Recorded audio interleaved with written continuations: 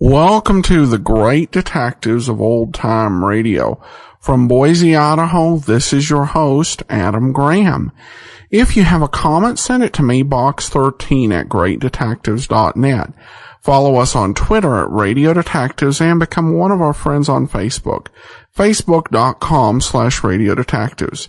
Before we get started, I do want to let you know today's episode is brought to you by the financial support of our listeners.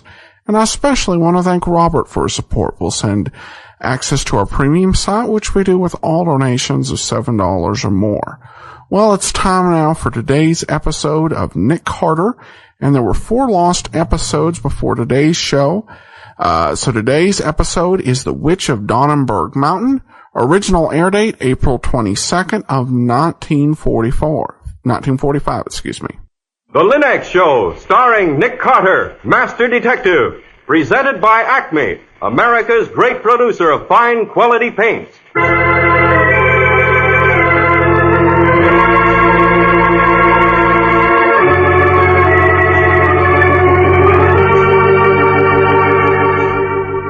This is the story of a man known the world over as one of the most daring and resourceful characters in the history of detective fiction.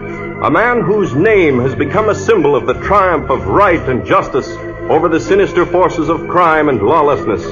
A man recognized as one of the great masters of deduction. Nick Carter, Master Detective.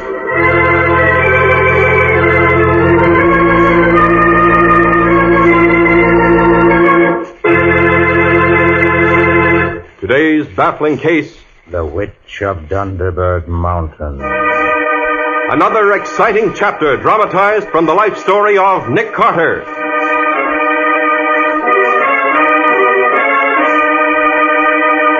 In just a moment, we'll find how a curious old moldy coin lured Nick Carter into a strange community, brooded over by Dondenberg Mountain and a collection of macabre superstitions.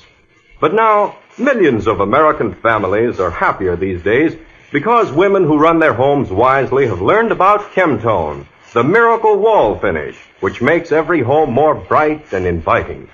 Now those same wise homemakers are learning the modern way to new beauty for woodwork, furniture, and floors. The 3 great Linux home brighteners. Linux Clear Gloss to give lustrous, longer-lasting protection to every wood and linoleum surface. Linux Cream Polish to renew the sleek, gleaming beauty of fine furniture. And Linux Self-Polishing Wax, the amazing new wax finish to lend rich, satiny loveliness to any floor, wood, linoleum, or tile. Take the modern shortcut to new home beauty with the 3 great Linux home brighteners. You'll find them all at your hardware, paint, or department store. Your headquarters also for Chemtone, the miracle wall finish.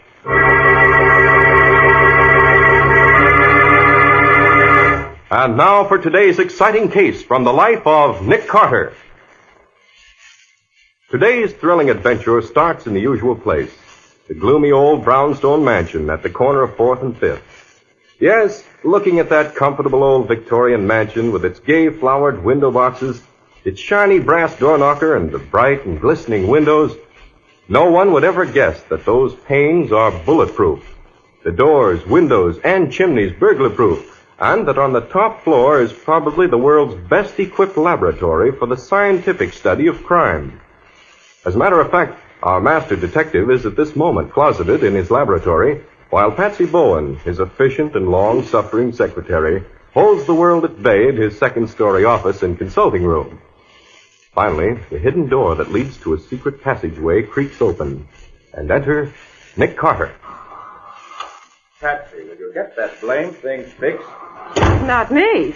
The way you gumshoe around without making a sound gives me the jumps. Every time I think I'm in a perfectly empty room and suddenly look up and see you at that old roll-top desk which you won't let me throw out, As if you just materialized out of thin air. It makes my heart do nip-ups. Yes, Patsy, your grammar's a bit thumdiddled, but I think I get your drift. You want me to stamp her on and bump into furniture like the average male. I do not. Tell me, did you finish whatever it was you were puttering around with up in the laboratory? I did. I examined the shirt the man accused of the Pemberton murder was wearing the night Daley Pemberton was killed. But that shirt had been washed and ironed, Nick. Quite so. The murderer made the common mistake of believing that a thorough washing and boiling would eliminate traces of his crime. But not with the modern benzodine test, sweetheart. Oh? It took me less than 3 drops to reveal the presence of bloodstains. Mr. Pemberton's blood. You needn't look so pleased. I'm always pleased when I've managed to end a criminal career. Murder so often becomes a habit. Well, anything happen when I was upstairs? Anything, everything. The mayor called, the head of Freedom for Moravia called, Lieutenant Riley called, the butcher called. Trivia, all trivia. Anything worth bothering about down in the waiting room? Mrs. DeLacy Trump's pearls. What about them? Stolen. Tell her to report to insurance company. She can. Seems some gigolo swiped them. She doesn't want her husband to find out. Not interested. Old Mr. DeWitt Hemingway's second wife has run away. You should have done it years ago. Not interested. Mr. Roger Winthrop, author and lecturer, has taken a house in some forsaken spot up the river. He's writing a history of the folklore and superstitions of the Catskills. He wants you I never collaborate. Besides, what I know about the River Valley superstitions, and they're plenty gory, he can dig out of the records for himself. Not interested. Will you not jump to conclusions, Nick? He does not want you to collaborate. His servant has been hexed. The local witch has put a curse on him. And he's had a succession of headaches or corns or something. Tell him to wear an asafoetida bag. I believe that's a usual remedy. It's too late. The servant, whose name was Jacob, died about dawn this morning. A violent and horrible death. His last words were something about a descent into hell. Well, why didn't you say so? You wouldn't let me. Send Mr. Winthrop up. Well, send him up. What are we waiting for? Keep your shirt on, Nick. I can't have him shot out of a cannon. Wait till I click my inter-office gadget, can't you? Butch. Hi, Angel Face. Butch, Mr. Carter will see Mr. Roger Winthrop. You mean the guy with the ribbons on his glasses? Right the very first time. Okay, Mr. Winthrop. Hey, he's halfway up the stairs already. Athletic for an author, Patsy? Come in. Mr. Carter, Mr. Nick Carter, where is he? Right behind you. Oh, Mr. Carter, I am... I know. Roger Winthrop. Author. I am now engaged in collecting data for my latest novel. In fact, I have already... Has this novel anything to do with your servant's death? Why, no. Then skip it. Of course. But if it weren't for the novel, I never would have rented the old Brocken house. And we'd never have met the old witch. You said witch? He did. You keep out of this, Patsy. What old witch do you mean, Mr. Winthrop? Who is this, I'm Nick Carter's secretary, amanuensis, general factotum, and the lady who sews the buttons on his shirt. Now, let's get back to the witch. She sounds more interesting. Thanks. Of course, I don't actually think she is one. Still, the natives who live around the Brocken farm are quite convinced of the fact. It seems she's placed a curse on people before this, mostly young boys who taunted her or stole her fruit. Young William Tappan was thrown from his father's farm horse and dragged twice round the barn.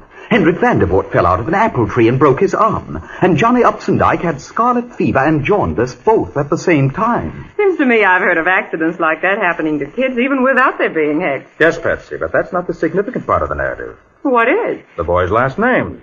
Tappan, Vandervoort, Upsendike. I take it, Mr. Winthrop, the old Brocken farm you've rented is in a Dutch community. It is. Up the river at the foot of the Dondenberg. Wild, hag-ridden country. Those families settled there before the Revolution and have married and intermarried ever since. All but the Brockens. They seem to have been disliked right from the beginning. Some say they aren't Dutch at all, but Hessians. Yes. Let me see. Brocken. Isn't that the name of that mountain in Germany where all the witches are supposed to gather on Walpurgisnacht? Yes, that's why the Brockens are said to have settled where they did. Because old Dondenberg, the local mountain, bears a strange resemblance to the Brocken. I see. Local gossip has it that on the eve of May Day, which, as you know, is Walpurgisnacht, all the family and their cats, they've always had black cats, would swoop up the chimney on broomsticks and fly away to Dondenberg Mountain for some sort of witch's Sabbath. Then this witch who's supposed to have hexed your servant Jacob is, I gather, one of the famous Brockens. She's the last of them. Miss Hermina Brocken is an old maid, and when she dies, the family will be extinct. And high time, too, if you ask me. Now, you don't really think she's a witch. No, but she's a vindictive, highly neurotic, I might even say dangerous female. And you think she killed Jacob? I do. She laid a hex on him last week. Made a rag doll out of an old scarf of his she managed to steal. She named the doll Jacob, of course, and then began sticking pins into it. And last night, or rather early this morning, he died. Tell me exactly what happened. Well, I'd rented the Brocken house for the summer. It seemed to have the sort of weird, not to say sinister background I needed for my novel. Did Miss Hermina go with the house, Mr. Winthrop? Oh, no. She and her cat moved out to a sort of farmer's cottage. Oh. I insisted on that. I can't abide cats. Well, as I was saying, last night I was in my study scribbling away the better part of the night. It was a peculiarly black night, you may remember. This is what is called the dark of the moon. Yes, I know. Well, finally I became aware that everything was unusually quiet. And then I realized I'd worked through the entire night, and this was that queer, unearthly silence that comes just before the dawn. Suddenly, I was conscious of a dull, muffled thud. A thud that was almost a clang. What was that? Curious how strange sounds become at night. Sounded like the clang of a coffin lid. Better lay off work for tonight, Winthrop, old boy. First thing you know, you'll be imagining ghostly footsteps. Good Lord, what's that? Something's coming round the corner of the house. That's the tool house door. Someone's trying to get in. Oh, this is ridiculous. Better go see what it is before my imagination makes a fool of me. I'll take the lamp. It's probably nothing at all. Just the wind rattling the lock. But there isn't any wind tonight. Pull yourself together, Winthrop. Down the steps to the woodshed. Yes, something is moving the lock. Someone's out there. Wait till I unlock the door. I'm done for. Jacob, what are you doing out here this time of night? Jacob, what's wrong with you? Don't go near it. Don't go. She's right. It goes straight down to hell. But Good Lord, he's having convulsions. Jacob!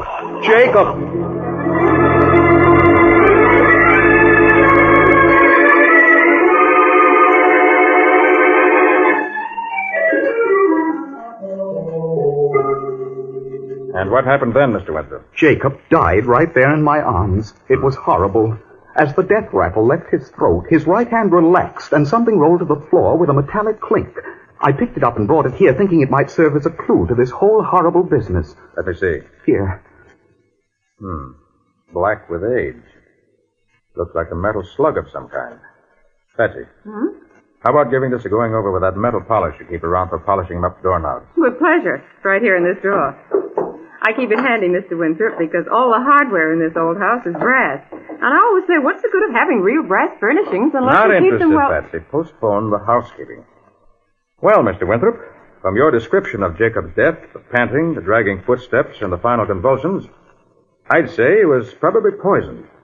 No possibility of suicide, I suppose. Of course not. It was the witch, Miss Hermina Brocken. I told you she'd put a curse on him. Curses don't cause convulsions, Mr. Winthrop. I never said they did. The point was she hated Jacob enough to want him dead. Why? Well, I suppose it was my fault in a way. I told Jacob to make up to the gold girl in order to get her to tell him all the local ghost stories. He unearthed plenty.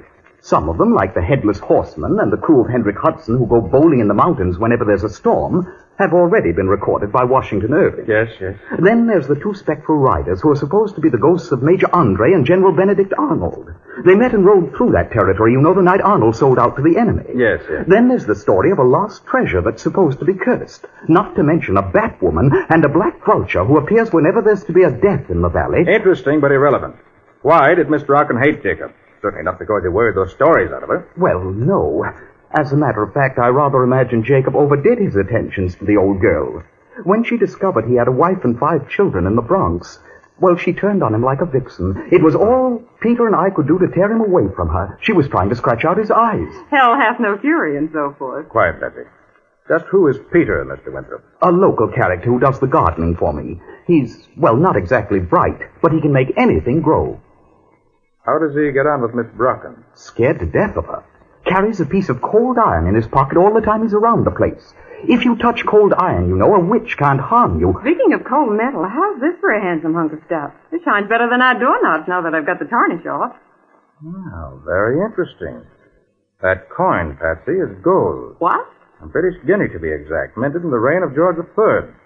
In those days, coins like this were called trader's gold. For Pete's sake, why? Every British soldier who brought in a member of Washington's army received one of these. And every member of Washington's forces who gave himself up got one, too. Where in the world do you suppose Jacob got hold of this? To answer that, we'll have to make a visit to the Dondenberg. Yes, Mr. Winthrop. I think you brought us a problem that's even more interesting than you suspect.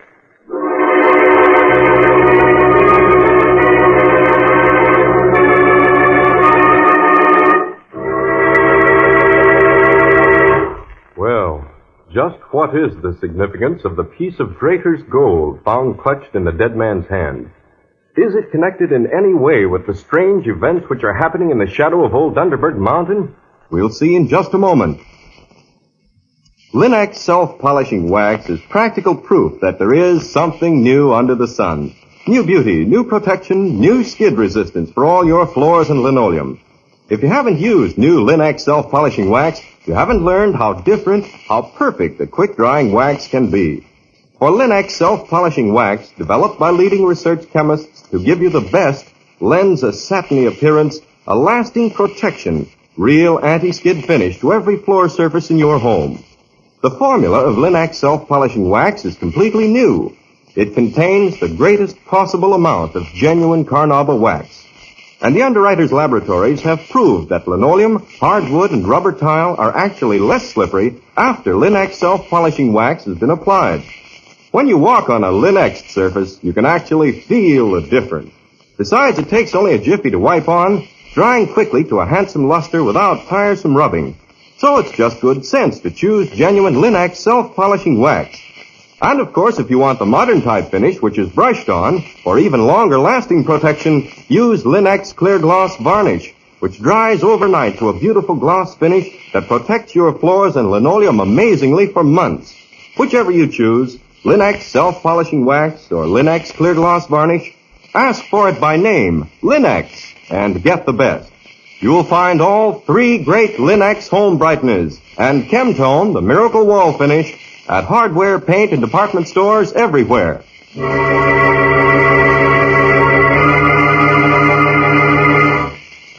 And now back to today's exciting case. As we pick up Nick Carter and Patsy, they are following Roger Winthrop along a desolate country road to the Brocken farm, where Winthrop's servant, Jacob, has recently died a violent death. It is twilight, and the sinister hulk of the Dondenberg Mountain broods over the landscape. I'm not surprised that people who live around here believe in witches and curses and hidden treasure, Mr. Winthrop. If you'd spent a couple of months around here the way I have, Miss Bourne, you'd believe in superstitions, too. Things like that don't seem possible back in the midst of the city's traffic. But up here, time seems to stand still. Here, people are still living in the Dark Ages. I noticed as we came along, most of the barns had hex signs painted on them. Nick, have you noticed the clouds gathering behind that mountain? Yes. I imagine the old Dutchman will start their game of ninepins any time now.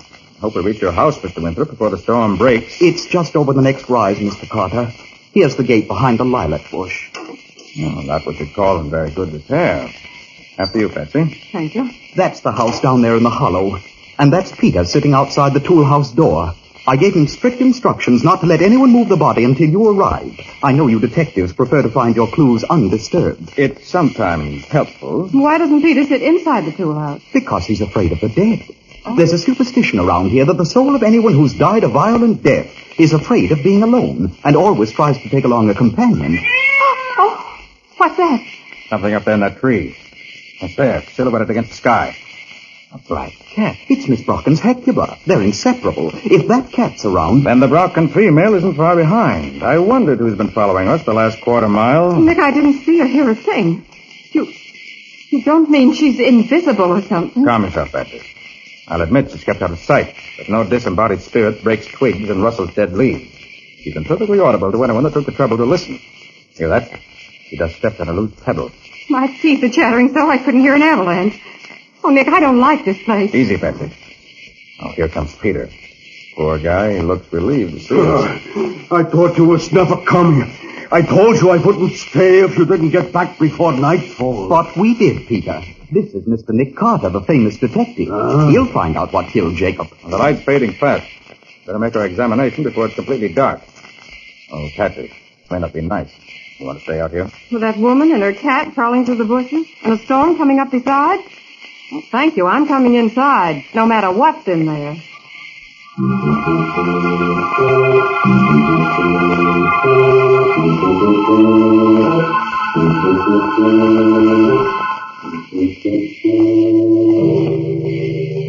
Hold the flashlight steady, Betsy. It's horrible, isn't it? Extreme rigor mortis and marked tetanic constriction of the muscles. Jaws too firmly clamped together to permit any investigation of the oral cavity. We can take a look at the inside of the lips. No, the poison, whatever it was violent, but I don't think it was administered by mouth. No. Now, let's see.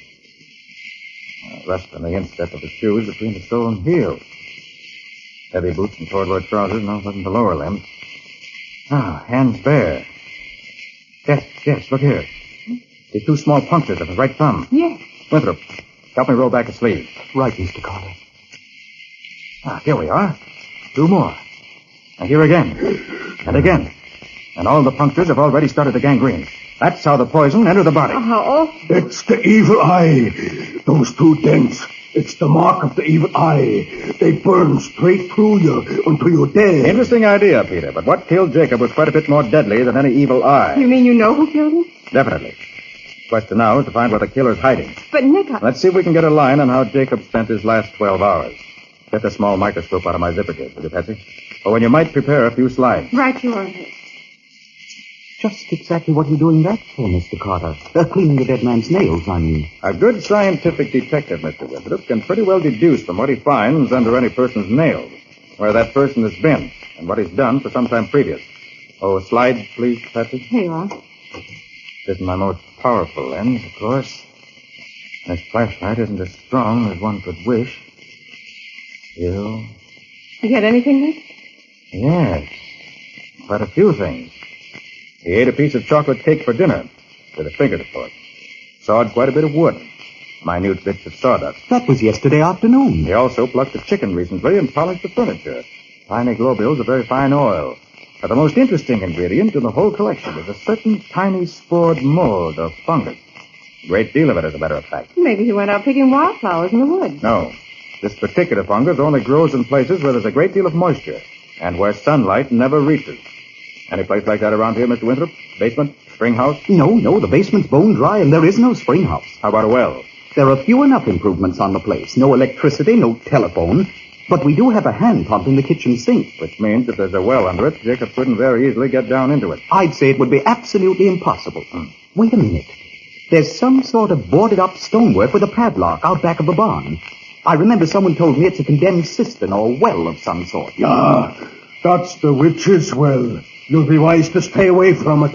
It's the way straight down to hell. The way to hell? Yeah. Weren't those Jacob's last words before he died? Why, yes, Mr. Carter. Come on, show me the place. Unless I'm very much mistaken, that's where we'll find the answer to this problem. At the bottom of the well.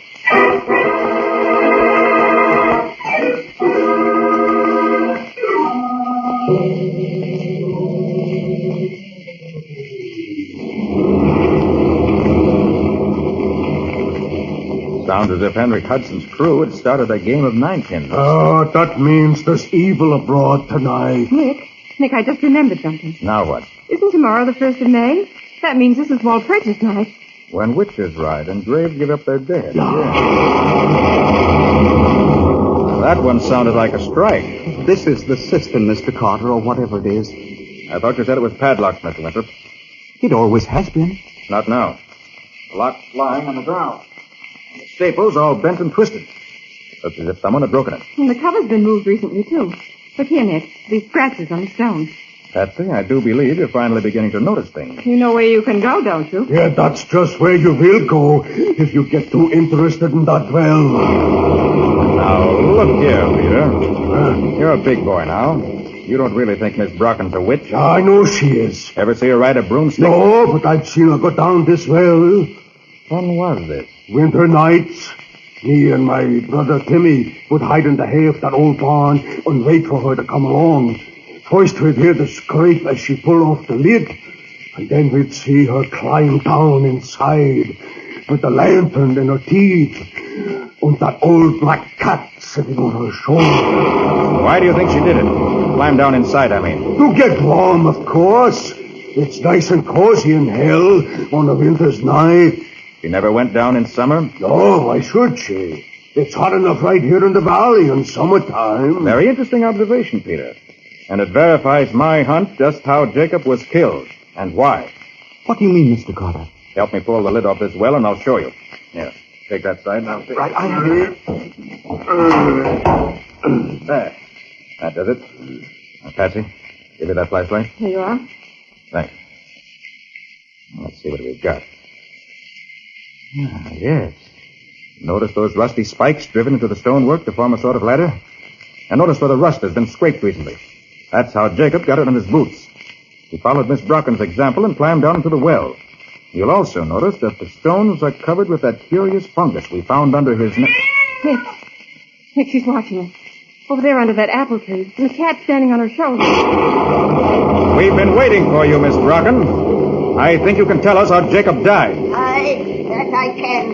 It was his own greed killed him. I warned him no man could go down there and live. You knew he died if he went down into the well, and yet you let him go. I did not. I refused him the key, I did. But he broke open the lock like a thief when no one was looking. He wouldn't listen, and so he had to die. And I'm not sorry. You killed him, you... Easy, Winthrop. Miss Brocken isn't responsible for Jacob's death. Then who is? You said yourself he was poisoned. Quite right. And I think if I drop this rock down into the well, we may rouse the killers. Aye, if you do, they'll play you their devil's tattoo. Oh, Nick, be careful. I'm afraid. Here goes the stones. Now listen.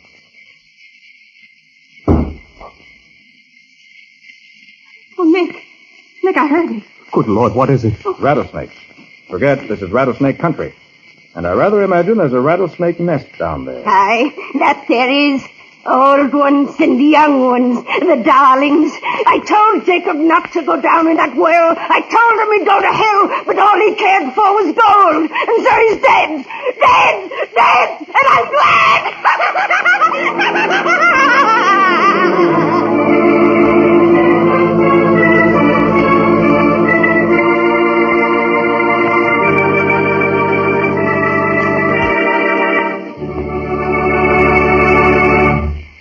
Nick, there's one thing I still don't understand about that Dondenberg mystery. Why did Jacob go down into the well? And why wasn't Miss Brocken bitten when she did the same thing? I'll answer the last question first. Miss Brocken was careful to make all her descents into the well in winter. Well, so what? You see, when snakes hibernate, they become cold and almost lifeless. Ask any snake charmer. It's an old trick of the trade to put snakes on ice just before a show. Makes them quite harmless. Oh. And as for the reason that drew both Miss Brocken and Jacob into the well, I deduced from the sample Jacob had in his hand that the Brocken well is the hiding place of Benedict Arnold's famous lost treasure. What's that? Well, Major Andre is supposed to have given Arnold a golden guinea for every man then garrisoned at West Point. Arnold undoubtedly hid the money and didn't have time to dig it up when he had to flee for his life after his treachery was uncovered. But if the Brocken family knew where it was, why didn't they use it themselves? Probably because they thought it was tainted money with a curse on it. I see. Well, thanks, Nick. Now, in just a moment, I want you and Patsy to give us a preview of next week's exciting case.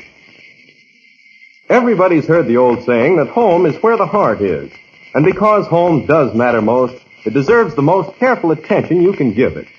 Keep your home at its loveliest with the 3 great Linex home brighteners. Linex cream polish, for example, renews the original gleaming beauty of your fine furniture, the handsome appearance of the wood grain itself in one quick, easy application.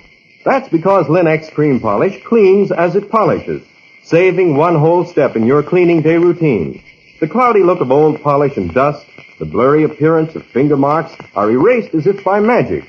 And Linex cream polish leaves no surface film of oil for dust to cling to. It helps conceal disfiguring scratches, too. So take the streamlined way to furniture care. Linex cream polish for fine furniture. Tell your dealer you want the product that cleans as it polishes. Ask for all 3 great Linex home brighteners.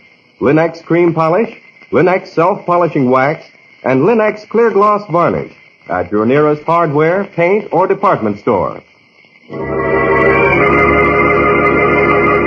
And now let's hear from Nick Carter himself. Well, Nick, what about next week's story? Next week, Ken, I think I'll tell you the story of how an heir mysteriously disappeared before it was born. And a curious and frantic case it was. When a woman who's going to have a baby any minute disappears into thin air right on the threshold of a famous maternity hospital, then she... Now, Patsy, don't give the whole plot away. Wait until next week. What do you call the story, Nick? I call it The Vanishing Lady.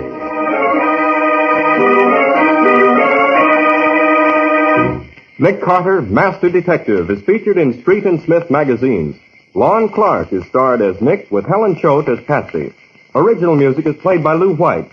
The programs are written by Edith Miser, and any resemblance therein to actual persons living or dead is purely coincidental. The entire production is under the direction of Jock McGregor.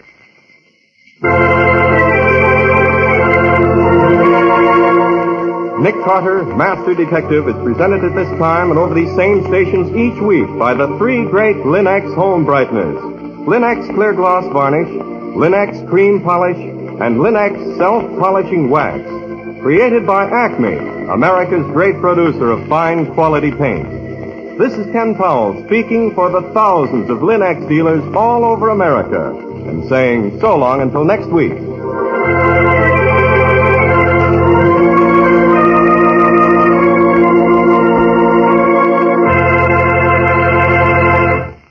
This is the Mutual Broadcasting System.